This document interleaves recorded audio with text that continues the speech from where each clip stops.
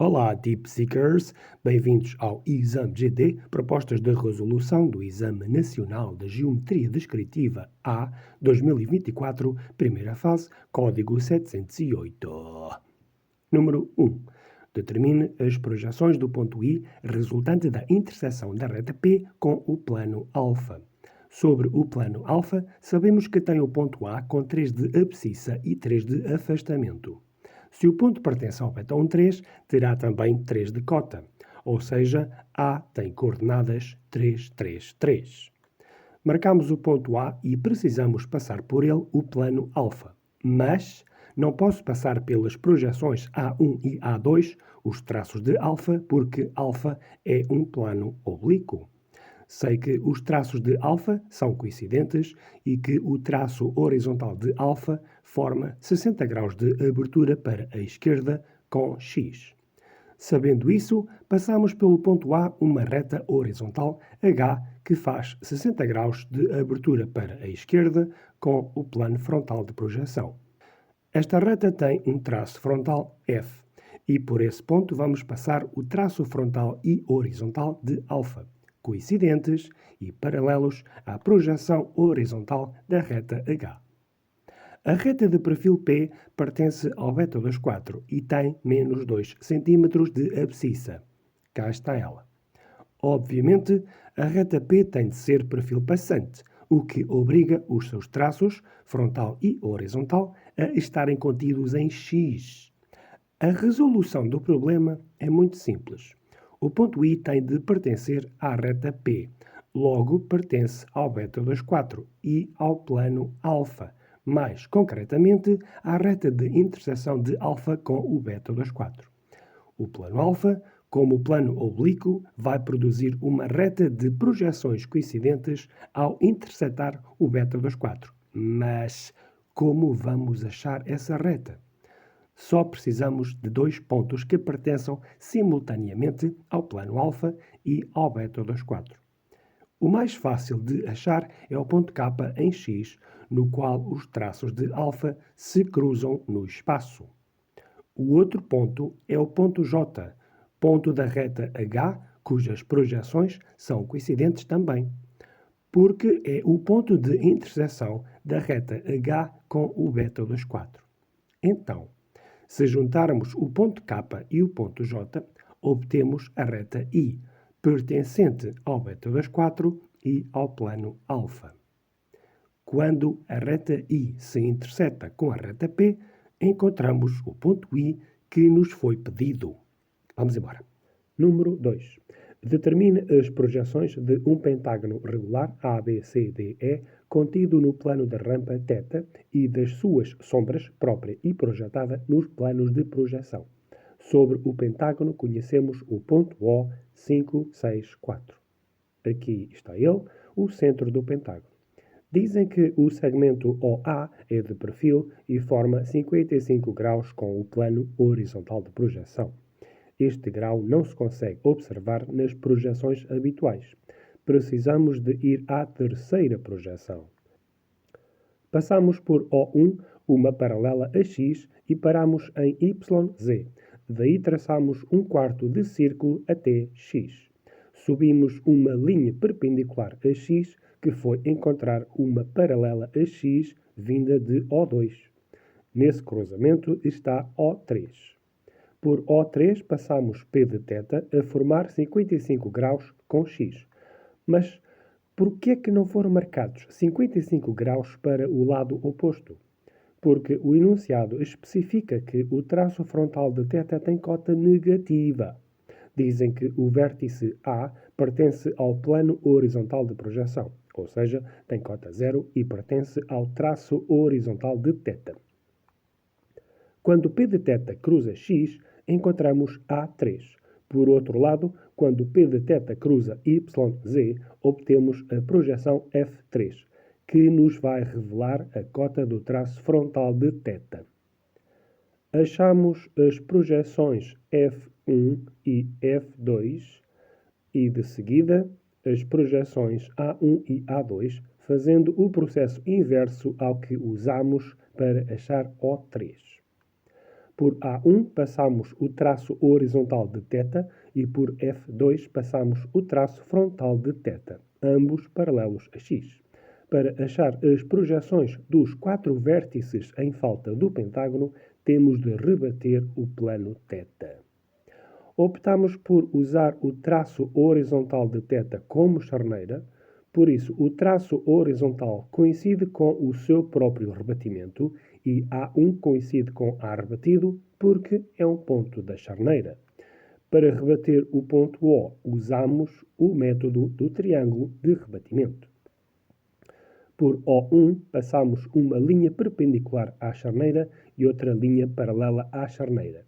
Na paralela à charneira, marcamos a cota de O, 4 cm. Depois, unimos a extremidade da paralela à charneira ao ponto em que a perpendicular à charneira se cruza com a charneira. Esta é a hipotenusa. A hipotenusa é a medida do raio do arco de rebatimento, cujo centro é o ponto em que a perpendicular à charneira se cruza com a charneira. O arco termina na perpendicular à charneira, onde se localiza O rebatido. Com centro em O rebatido e abertura até A rebatido, desenhamos uma circunferência e dividimos a mesma em 5 partes iguais, obtendo assim os pontos B rebatido, C rebatido, D rebatido e E rebatido. Conhecemos agora o pentágono em verdadeira grandeza. Para contrarrebater os 4 pontos novos, usamos duas retas auxiliares. A reta C, composta pelo ponto O e pelo ponto C, e a reta B, composta pelo ponto O e pelo ponto B. Quando a reta B rebatida se cruza com a charneira, obtemos o seu traço horizontal rebatido. Por seu lado, quando a reta C rebatida se cruza com a charneira, obtemos o seu traço horizontal rebatido. Estes traços horizontais, H e H', por pertencerem à charneira, são fáceis de contrarrebater. Ambos têm cota nula e ambos coincidem com o seu próprio rebatimento. Assim descobrimos H1, H2, H'1 e H'2. Com auxílio das projeções do ponto O, conseguimos obter as projeções frontais e horizontais das retas B e C. Depois, a partir dos pontos B e C rebatidos, traçamos perpendiculares à charneira até chegar às projeções horizontais e frontais das respectivas retas. O ponto E terá a mesma cota e afastamento que o ponto B, e o ponto D terá a mesma cota e afastamento que o ponto C. Isto acontece porque os pares de pontos BE e CD formam dois segmentos fronto-horizontais. Assim foi possível achar as projeções horizontal e frontal do pentágono. Para fazer a sombra própria e projetada do pentágono, usamos a direção luminosa convencional. Passamos raios luminosos pelas projeções frontais e horizontais dos pontos e percebemos que todos têm sombra projetada no plano horizontal de projeção. No caso do ponto A, a sombra coincide com o próprio ponto porque ele pertence ao plano horizontal de projeção. Significa que a sombra do pentágono não é quebrada. Na projeção frontal, observamos a face iluminada do pentágono, pois a sequência das letras da projeção é idêntica à sequência das sombras projetadas dos pontos. Na projeção horizontal, observamos a face sombreada do pentágono, porque a sequência das letras da projeção é inversa à sequência das sombras projetada dos pontos. Número 3. Determine as projeções dos pontos X e Y comuns à reta R e à superfície de uma pirâmide oblíqua de base regular hexagonal contida num plano horizontal. Destaque a traço mais forte as projeções da reta e do sólido. Identifique a traço interrompido as invisibilidades do sólido e das projeções da reta.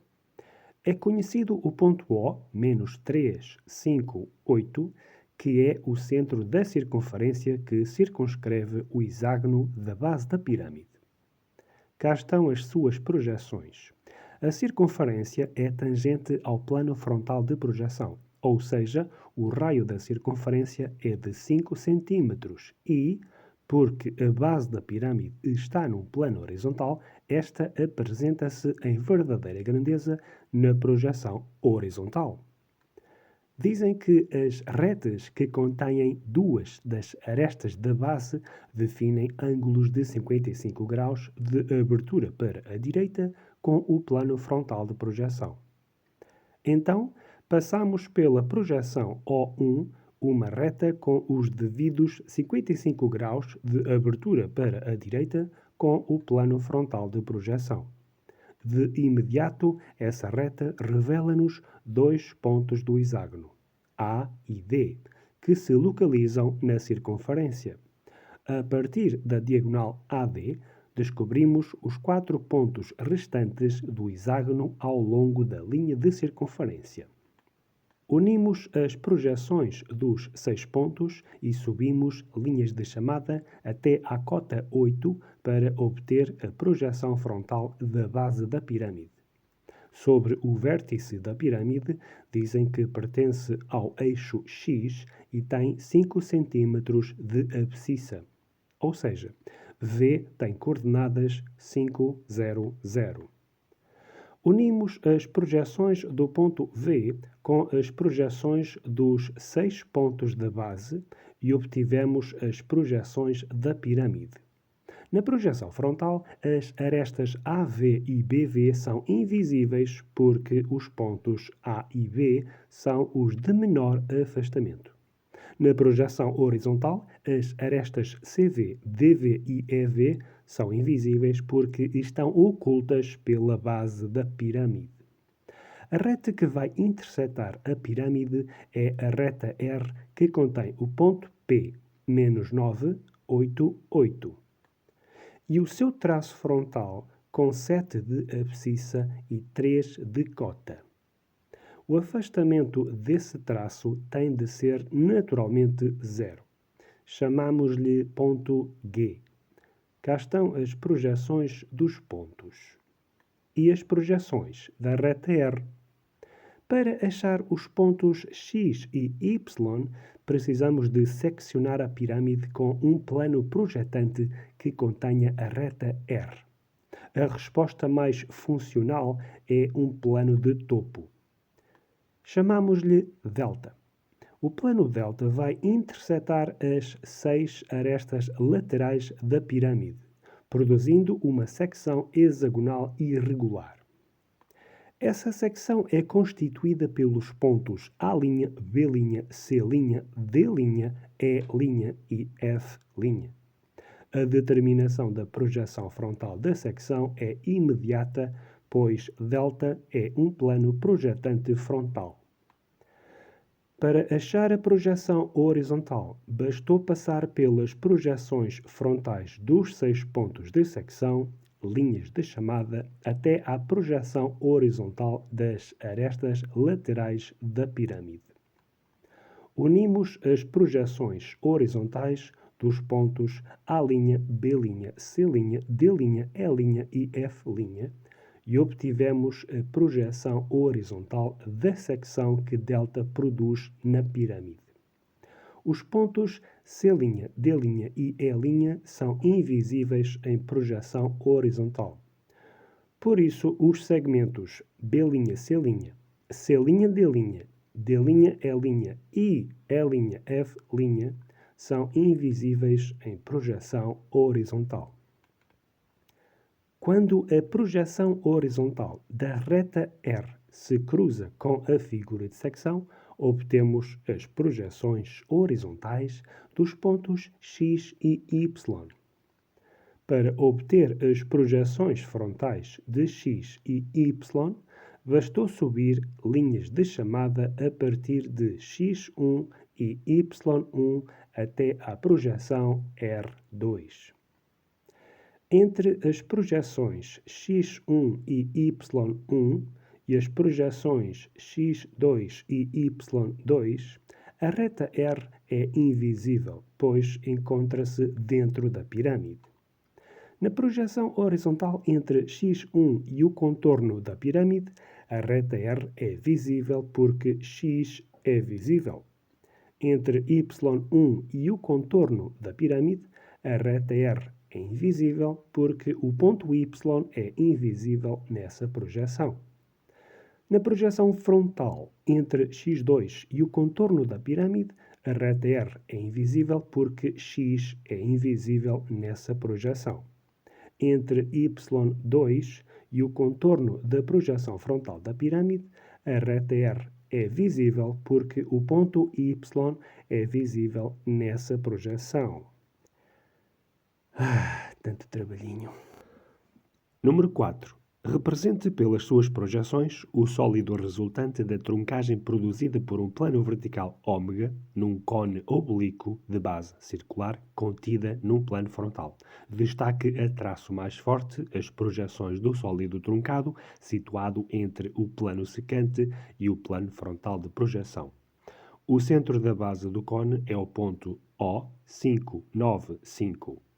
A circunferência é tangente ao plano horizontal de projeção, o que quer dizer que o raio dessa circunferência é de 5 cm e projeta-se em verdadeira grandeza na projeção frontal. Marcamos o ponto O, marcamos o traço horizontal do plano da base do cone e desenhamos as projeções da base do mesmo. Dizem que a geratriz AV é de perfil, tem abscissa nula e mede 12 cm. E que o vértice V pertence ao plano frontal de projeção, ou seja, tem afastamento zero. Para já podemos só determinar as projeções do ponto A, que pertence ao ponto de menor abscissa da base, e a projeção V1 em X. A cota de V só se vai descobrir na terceira projeção, onde se podem verificar os 12 cm de distância entre A e V. Para achar A3, passamos por A1, um arco de circunferência cujo centro é a origem dos eixos coordenados. Esse arco para em X e, a partir desse ponto em X, traçamos uma perpendicular ao eixo X, que se vai cruzar com uma paralela a X vinda de A2. Aí encontramos A3. A partir de A3, traçamos um arco de circunferência com 12 cm de raio. Quando esse arco se cruzar com os referenciais YZ, encontramos V3. Uma vez que o ponto V pertence ao plano frontal de projeção, V2 coincide com V3. Para achar as geratrizes do contorno aparente frontal do cone, unimos O2 com V2 e achamos a mediatriz desse segmento. Com o compasso fizemos centro nesse ponto médio de OV e abertura até O2. Traçamos um arco de circunferência que cortou a projeção frontal da base em 2 pontos, sendo que um deles é o ponto A. Esses pontos são os pontos de tangência das geratrizes do contorno aparente frontal do cone. Na projeção horizontal, o contorno descobre-se unindo os pontos de maior abscissa e menor abscissa da base com a projeção V1. O plano secante ômega é vertical, contém o ponto O e é paralelo à geratriz do cone que passa no ponto mais à esquerda da base. Cá estão os traços do plano. Significa isto que a figura de secção vai ser uma parábola. De imediato podemos achar 2 pontos da secção na base, B e C, e um ponto da secção na geratriz AV, o ponto D.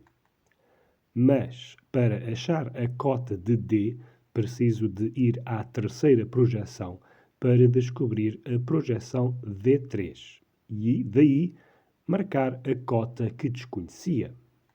Pronto, já temos D2. Para encontrar mais pontos de secção, criamos 4 planos frontais, alfa, beta, gama e delta, que, por serem paralelos ao plano da base do cone, vão produzir 4 secções circulares.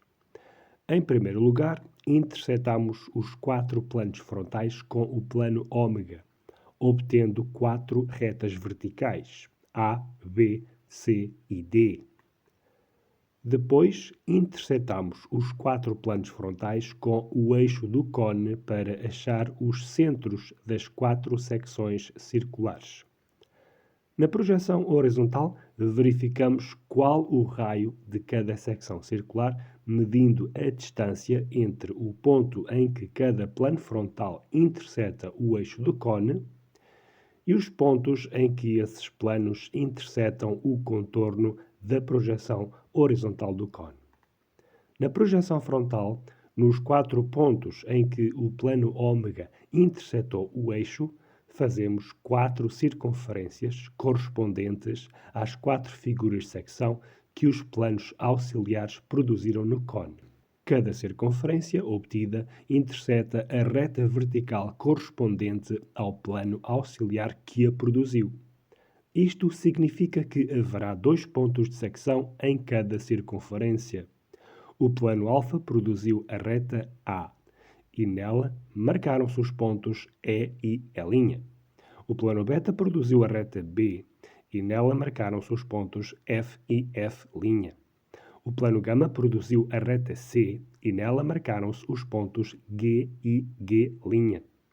O plano delta produziu a reta D e nela marcaram-se os pontos H e H'. Para concluir, uniram-se os 11 pontos da secção, preencheu-se a figura de secção com tracejado e destacou-se o sólido truncado compreendido entre o plano ômega e o plano frontal de projeção. Complicado. Número 5. Represente em axonometria ortogonal uma forma tridimensional composta por um prisma reto de bases quadradas e 2 pirâmides oblíquas de base quadrada. Ou seja, este exercício tem 3 sólidos. Destaque a traço mais forte apenas as arestas visíveis do sólido resultante. O sistema axonométrico é uma trimetria. Nesta perspectiva, a projeção axonométrica de Z faz 130 graus com a projeção axonométrica de X e 120 graus com a projeção axonométrica de Y. Cá estão os eixos. Precisamos de rebater 2 pares de eixos. Vamos rebater primeiro os eixos X e Y. Desenhamos um triângulo fundamental e fazemos uma cópia do lado desse triângulo entre X e Y. Achamos a mediatriz desse segmento para achar o ponto que vai ser o centro de uma semicircunferência. Quando essa semicircunferência cruzar o eixo Z, encontramos o ponto onde se cruzam os eixos X e Y rebatidos. À esquerda, rebatemos os eixos X e Z. Fizemos uma cópia do lado do triângulo fundamental entre X e Z e dividimos esse segmento com uma mediatriz. A partir do ponto médio desse segmento, desenhamos uma semicircunferência. Quando essa semicircunferência interseta o eixo Y, encontramos o ponto onde se cruzam os eixos X e Z rebatidos. Cá estão eles. Sobre o prisma de bases quadradas, sabemos que as arestas das bases medem 10 cm e essas arestas são paralelas aos eixos X e Z, ou seja, as bases estão em planos frontais. O vértice A, 10, 2, 10, é o ponto de maior abscissa e de maior cota da base de maior afastamento. Nos eixos rebatidos, marcamos as coordenadas de A, 10 cm em X rebatido, 2 cm em Y rebatido e 10 cm em Z rebatido. A outra base deste prisma está no plano coordenado XZ, ou seja, tem afastamento nulo. Sabendo isso, marcamos A2 rebatido e A1 rebatido. E desenhamos as projeções frontal e horizontal do prisma rebatidas. A partir da projeção horizontal rebatida, traçamos paralelas a Z. A partir da projeção frontal rebatida, passamos paralelas a Y. No cruzamento dessas paralelas, obtivemos a perspectiva do prisma quadrangular, incluindo as projeções e perspectiva axonométrica do ponto A, A1, A2 e A3. Sobre as pirâmides quadrangulares, dizem-nos que as duas pirâmides são iguais. As arestas da base medem 5 cm e são paralelas aos eixos coordenados x e y, ou seja, as bases são horizontais. No caso da pirâmide 1, o vértice A é o de maior abscissa e de menor afastamento da base. O vértice V pertence ao plano coordenado x, y, o que significa que tem cota nula. E a aresta AV é paralela ao eixo coordenado Z, o que significa que esta aresta é vertical. Se AV é vertical, V tem a mesma abscissa e o mesmo afastamento que A, ou seja, as coordenadas de V são 10, 2, 0. Tendo como valor de referência 5 cm, construímos a base da pirâmide 1 no rebatimento de XY, assumindo o ponto A como ponto de maior abscissa e menor afastamento. Nesse mesmo rebatimento, marcamos a posição de V rebatido e as arestas laterais da pirâmide, sendo que só esta não é coincidente com o contorno da base. Pela projeção horizontal rebatida da base, passamos linhas paralelas a Z e assinalamos a perspectiva da sua projeção horizontal e do ponto V, que tem cota 0. A partir dessa projeção, subimos linhas de chamada, também paralelas a Z, até atingir a cota de A. Assim encontramos a perspectiva da base da pirâmide 1, unindo a perspectiva dos 4 vértices da base à perspectiva do ponto V, obtivemos a perspectiva de toda a pirâmide 1. Falta a pirâmide 2. Sobre ela sabemos que o vértice V' pertence ao plano coordenado YZ e à aresta de maior afastamento e da maior cota do prisma. A base da pirâmide está contida no plano coordenado XY. É preciso ter cuidado a interpretar esta frase. As pirâmides são iguais, mas a segunda pirâmide tem a base em XY, ou seja, tem cota 0. Por isso, o vértice V' terá de ter cota 10. Se V' está em YZ, terá abscissa 0. Se está na aresta de maior afastamento do prisma quadrangular, terá de ter 2 cm de afastamento. Resumindo, as coordenadas de V' são 0, 2, 10. No rebatimento de XY, desenhamos a base da pirâmide 2 em verdadeira grandeza e assinalamos V'1 rebatido. Desenhamos também as arestas laterais, embora apenas uma não coincida com o contorno da base. Passamos linhas paralelas a Z a partir do rebatimento da projeção horizontal da pirâmide 2 e construímos a perspectiva dessa base que, como já explicamos, tem cota nula. A partir dos 4 pontos da base da pirâmide 2, desenhamos as 4 arestas laterais da mesma. Observamos que a perspectiva do ponto V' vai coincidir com A3. Para concluir o exercício, pusemos em destaque apenas as arestas visíveis do sólido composto pelo prisma e pelas duas pirâmides. Parecem 2 contrafortes. Anda cá, bebê. Queres ser famoso?